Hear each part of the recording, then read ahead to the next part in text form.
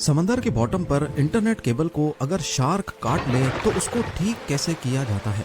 सबसे बढ़कर ये पता कैसे चलता है कि हजारों मील के समंदर में केबल कहां से टूटी है। इस वीडियो से लेकर पूरा यूट्यूब, टिकटॉक, इंस्टाग्राम और यहाँ तक के पूरा ग्लोबल टेक सिस्टम ही आजकल इंटरनेट के जरिए एक दूसरे से जुड़ा हुआ है और पूरे इंटरनेट का 99% ट्रैफिक समंदर के बॉटम पे मौजूद छुपी हुई केबल्स के सहारे गुजरता है। एक ऐसा ट्रैफिक का हाईवे जिसे हम रोजाना इस्तेमाल तो करते हैं लेकिन देख नहीं सकते। अंडर सी केबल्स का नेटवर्क इतना बड़ा है कि वो तमाम कॉन्टिनेंट्स को आपस में जोड़े हुए है। ये केबल्स ज्यादा से ज्यादा 8000 मीटर की गहराई में बिछाई गई हैं, जहां प्रेशर 5300 kg पर स्क्वायर इंच जितना होता है। ये ऐसा ही है जैसे इंसानी पाँव की सबसे छोटी उंगली पर एक अफ्रीकन हाथी जितना वजन डाल दिया जाए। इतने ज्यादा प्रेशर में अंडर सी केबल्स का सबसे छोटा हिस्सा अजरबैजान से तुर्कमानिस्तान के बीच ब्लैक सी के नीचे से गुजर रहा है, जिसकी लंबाई करीब 300 किलोमीटर है और सबसे बड़ा हिस्सा 6600 किलोमीटर लंबा है, जिसको मरिया केबल का नाम दिया गया है। ये अमेरिका में वर्जीनिया बीच से शुरू होकर अटलांटिक ओशन की अंधेरी गहराइयों से होकर स्पेन के बिलबाओ पर आकर खत्म होती है। बात की जाए दुनिया के तमाम समंदरों में बिछाई जाने वाली केबल्स की, तो कुल मिलाकर इन सब की लंबाई 14 लाख किलोमीटर से भी ज्यादा है। इतनी ज्यादा कि अगर इन केबल्स को हमारे सोलर सिस्टम के तमाम प्लैनेट्स और उनके मून्स के गिर्द लपेटा जाए तो फिर भी इतनी केबल बच जाएगी कि वो अर्थ का दोबारा से एक गोल चक्कर लगा सके। अब जाहिर है इतनी लंबी केबल्स, वो भी समंदर में 8000 मीटर की गहराई में बिछाना कोई हल्का काम तो नहीं है। सिर्फ 1 किलोमीटर सबमरीन केबल को बिछाने में ज्यादा से ज्यादा 25 लाख US का खर्चा आता है। तो अब आप खुद अंदाजा लगा लें कि 14 लाख किलोमीटर केबल बिछाने में कितना खर्चा आया होगा। पर आखिर इतना सब कुछ करने की जरूरत ही क्या थी, जब आज के दौर में यही काम सैटेलाइट्स की मदद लेकर पूरी दुनिया को वायरलेसली आपस में कनेक्ट रखा जा सकता है। असल में देखा जाए तो पूरी दुनिया में 493 सबमरीन केबल्स मौजूद हैं। हर एक केबल 4000 टेराबिट्स का डाटा झेल सकती है, वो भी सिर्फ 1 सेकंड में। इसको यूं समझ लें कि सिर्फ एक केबल पर 8 करोड़ लोग 4K मूवी एक साथ स्ट्रीम कर सकते हैं और ऐसी 493 केबल्स हैं। इसके बरक्स यही काम अगर सैटेलाइट करेगी तो एक सैटेलाइट पर वही 4K मूवी सिर्फ 24,000 लोग एक साथ देख पाएंगे। अब लोगों की डिमांड्स पूरी करने के लिए होगा ये कि ज्यादा से ज्यादा सैटेलाइट्स इंस्टॉल करनी पड़ेंगी, जिसमें खर्चा भी ज्यादा होगा और मेंटेनेंस भी। सबमरीन केबल के मुकाबले में सैटेलाइट की मेंटेनेंस ज्यादा कॉस्टली भी है और मुश्किल भी, और अगर किसी वजह से सैटेलाइट में मेजर फॉल्ट आ जाए तो उसको रिप्लेस करने में 40 करोड़ US का खर्चा बर्दाश्त करना होगा। यही वजह है कि लाखों किलोमीटर की केबल समंदर के नीचे बिछाना सैटेलाइट या वायरलेस कनेक्टिविटी से ज्यादा आसान है।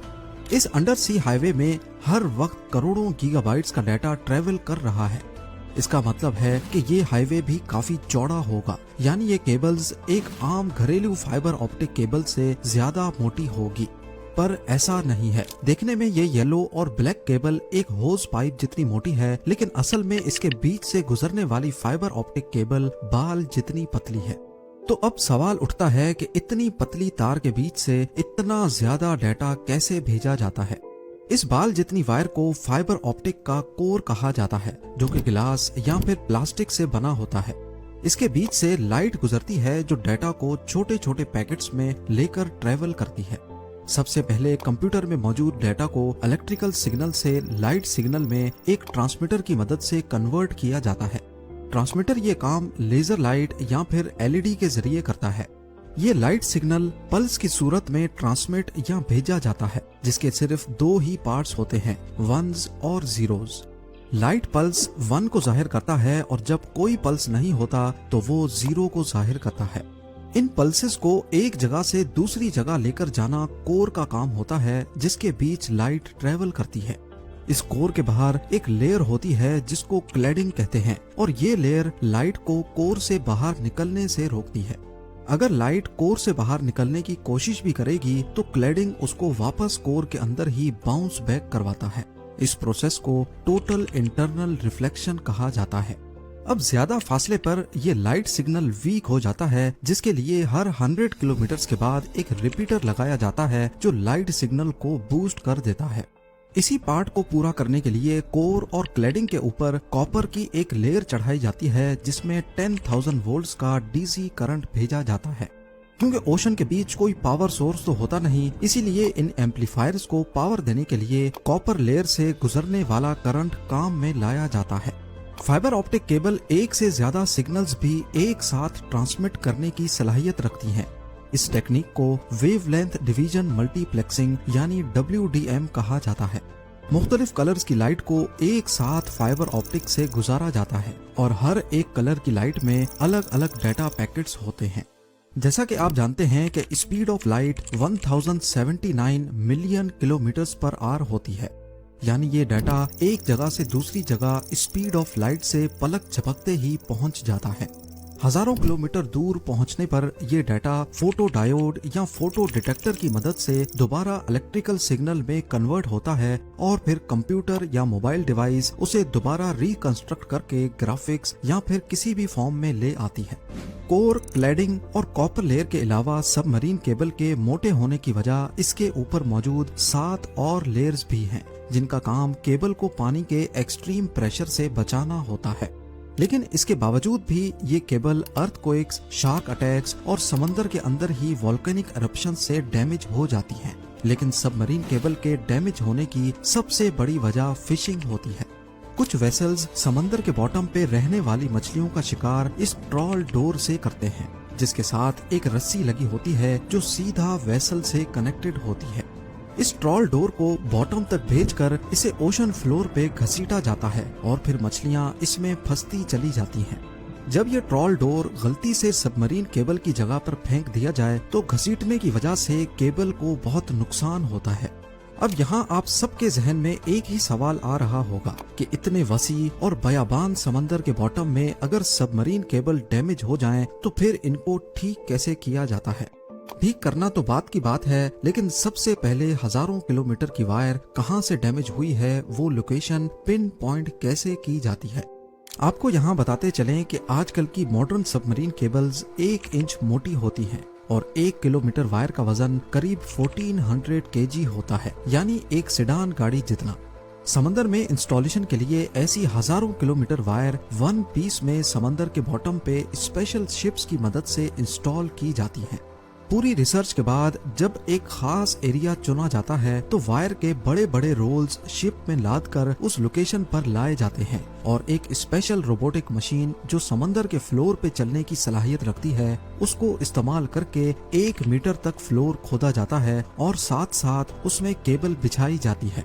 ये काफी आहिस्ता चलने वाला काम होता है, जिसे बड़ी एहतियात से करना बहुत जरूरी है।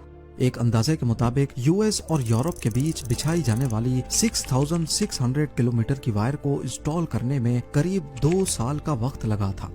जब एक वेसल में रखी वायर खत्म हो जाए तो केबल से भरी दूसरी वेसल मंगाई जाती है और पहली वायर का कोना नई वायर के साथ कनेक्ट करके बिछाने का काम आगे बढ़ाया जाता है। इस पूरे काम में सबसे बड़ी रुकावट मौसम पैदा करता है। अटलांटिक ओशन में साल के 365 दिन तेज हवाओं का सिलसिला मौजूद होता है और ये हवाएं कब समुद्री तूफान की शक्ल इख्तियार कर लें, इनको कोई भी नहीं रोक सकता। इसके अलावा अटलांटिक ओशन में अक्सर औकात कैटेगरी 1 का हरिकेन मौजूद होता है।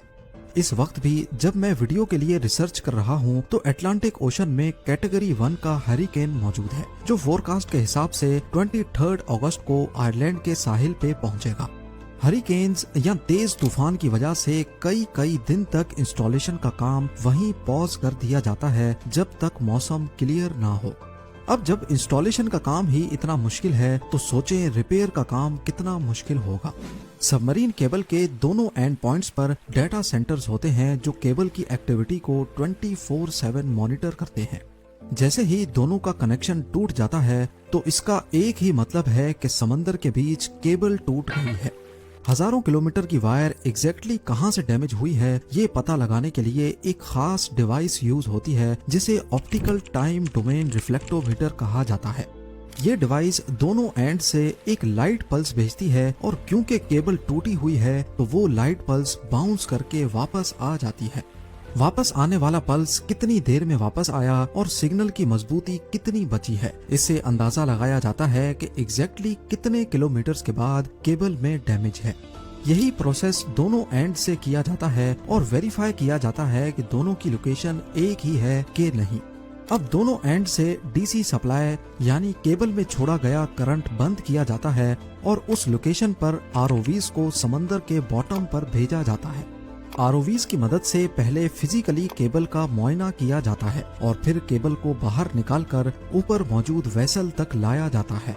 केबल का वो हिस्सा जो डैमेज हो गया हो वो काट कर उसमें दूसरा पीस लगाया जाता है। फाइबर ऑप्टिक का कोर क्योंकि ग्लास का बना होता है, इसीलिए ये काम काफी एहतियात से करना होता है ताकि एक ग्लास दूसरे के साथ वैसे ही जुड़ जाए जैसे वन पीस में था। इस प्रोसेस को स्प्लाइसिंग कहा जाता है। अगर केबल कम पड़ रही हो या समंदर का बॉटम काफी ज्यादा नीचे हो तो पहले एक हिस्से को ऊपर उठाया जाता है, उसमें दूसरी एक्स्ट्रा वायर जोड़कर दोबारा नीचे बिछा दिया जाता है। फिर यही प्रोसेस टूटी हुई वायर के दूसरे एंड पे भी किया जाता है। सबमरीन फाइबर ऑप्टिक केबल के फायदे, ये काम कैसे करती है, इंस्टॉलेशन और रिपेयर के बारे में शायद आपके कई सवालों का जवाब मिल चुका होगा।